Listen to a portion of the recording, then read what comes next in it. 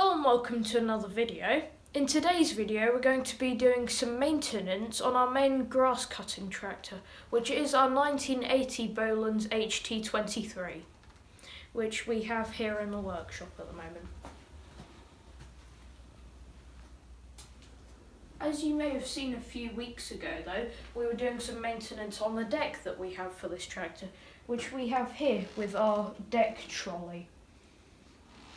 And the tractor won't actually fit on our workbench, which we also have here. So what we're going to have to do is just jack it up and put some axle stands under it. As if by magic, the tractor's up on axle stands. And the first thing we're going to do is drain the engine oil, which you can see the oil fill is right here. But the oil drain is in a bit less of a nice position, which you might just be able to see it in there. And we're also going to do, if we come around this side, we're going to take this panel off here to get to the engine oil filter, and we're going to swap that out as well.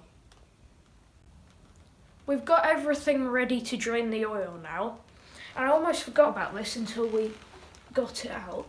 But we made this out of an old shampoo bottle, we made it because on most of our tractors, the oil drain for the engine is right above part of the chassis. So if you just drain the oil with nothing there, it goes all over the chassis. But with this under it, it catches the oil in this part, and usually this is sloped, and then we can drain it from this into the bucket down there. But as you saw before, where I was shining the light through down there, there's a hole in the chassis that the oil can just flow straight through. To save ourselves getting covered in oil, I'm going to be using a spanner to reach through there, and because with the spanner there won't be any space for my hands to catch it, I also have this magnet, which I'm going to put through here, like so. I'm also going to put the spanner on here and try to undo it with the spanner.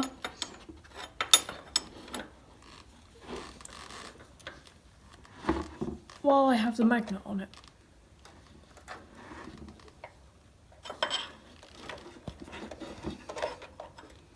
Nope. She's very difficult with visibility.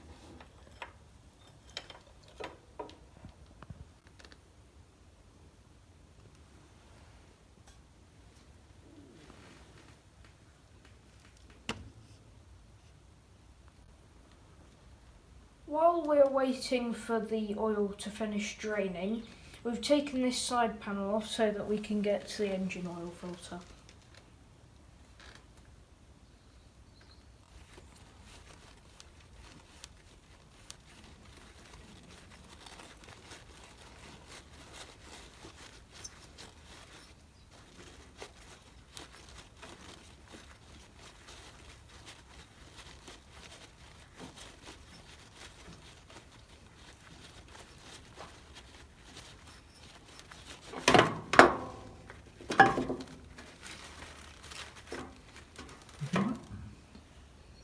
There you go.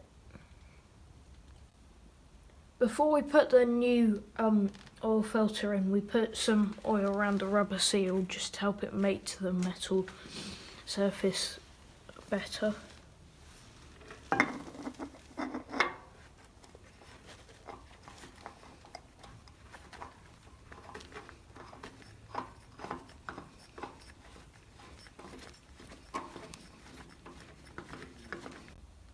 We've tightened up the oil filter in there now, and what we're next going to do is put the sump plug back in and fill up the oil again, but keep this side off so we can see if it's actually leaking oil or if we've done it up enough. But for people who aren't familiar with these tractors, that down there is the starter motor. And that means that if you have to replace, repair or just get to it, you have to either lift up or take out the engine. So it's not something you want to be doing frequently. We've filled up the oil now, as well as checking, cleaning and gapping the spark plugs and checking the points. But what we're now going to do is to change the hydrostatic oil and filter. Which, to do this and give us easy access to it, we're going to take this rear fender and the seat pan off.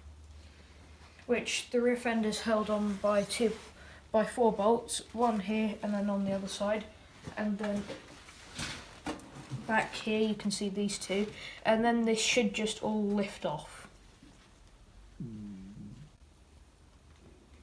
I'm going to be getting my assistant to help me lift this off because it's quite heavy and it's a bit difficult to manoeuvre. And something I forgot to say was that we also had to disconnect the wiring for the rear light.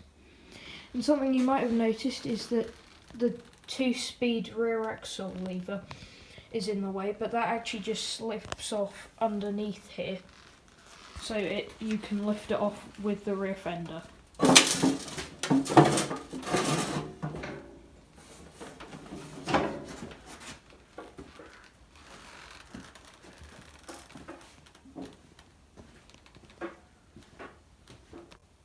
We've now taken one of the rear wheels off to give better access from that side to underneath. But to describe the condition of this area as Dad did, it's a bit furry. So what we're going to do first, before we change the oil or the filter, what we're going to do is just give it a bit of a clean up. We ended up taking this other wheel off to get more access to this area. But we did quite a lot of cleaning up. It's not perfect, but it's a lot better than it was. And you can see down there the pile of debris that came off it. Now back to the job at hand, where we need to now drain the hydrostatic oil out of the axle.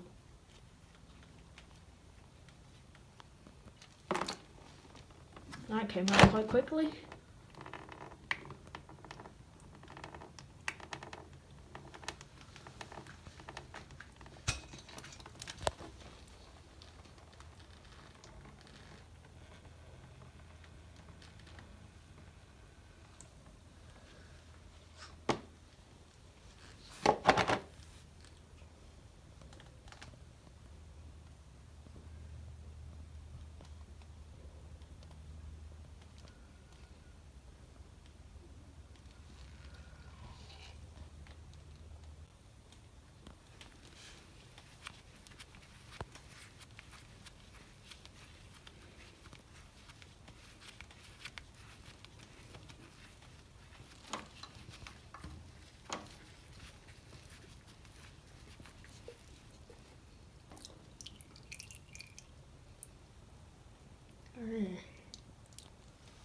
Not very nice.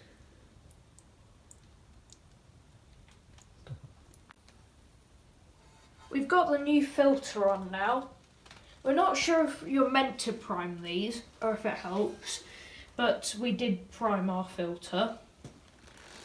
We also checked over the sump plug, and the end on here, as you can see, is actually magnetic. And we just cleaned that over and there was no metal filings or anything on there. But what we're now going to do is fill the transmission back up with oil.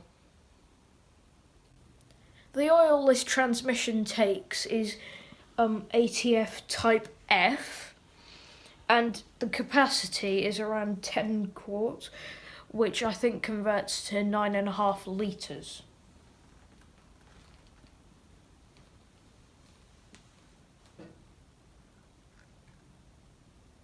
It's going to take 2 of those containers, I guess, isn't it? Yeah.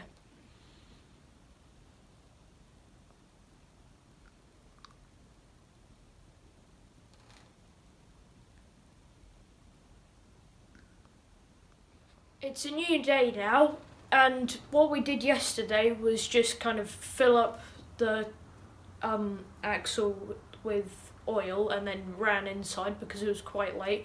Probably because we spent quite a lot of time cleaning, but it was worth it. And we found out that ours didn't actually take the full 9.5 litres, it actually took about 6.5, including the oil that we put in the filter to prime it, which for a tip I'd probably say put in about 5 and then see where you are. But that's all full now, and what we're now going to do is go around the tractor greasing it up, and then it's time to put it back together.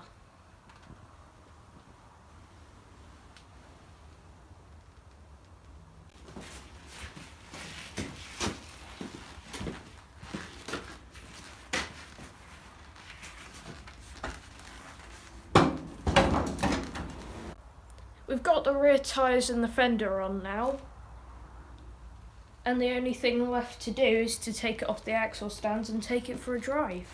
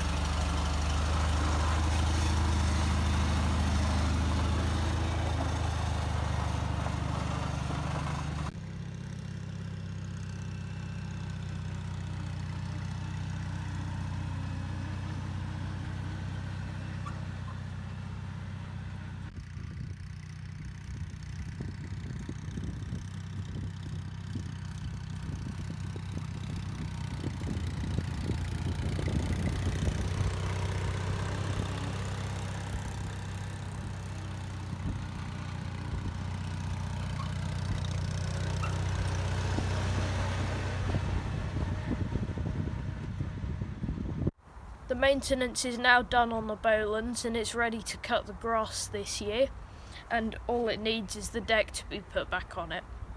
But that's it for this video. I hope you've enjoyed. Thanks for watching, and I'll see you in the next one. Bye. Please subscribe to my channel, like this video and see our other videos. More to follow as we do more on this tractor. Bye!